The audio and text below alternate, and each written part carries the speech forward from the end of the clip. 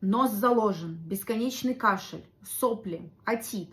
Это все звенья одной цепи. Отитом чаще страдают дети в детском возрасте, потому что родители часто имеют различную точку зрения. Постоянные крики, оры, и ребенок как будто не хочет это слышать, закрывая вот так уши, и из-за этого появляется именно отит, происхождение, психосоматика отита. Если у вас заложен нос или у вас постоянные сопли, есть, конечно, вероятность, что вы лезете не в свое дело, в какие-то чужие дела, но про остальные заболевания я рассказала в описании.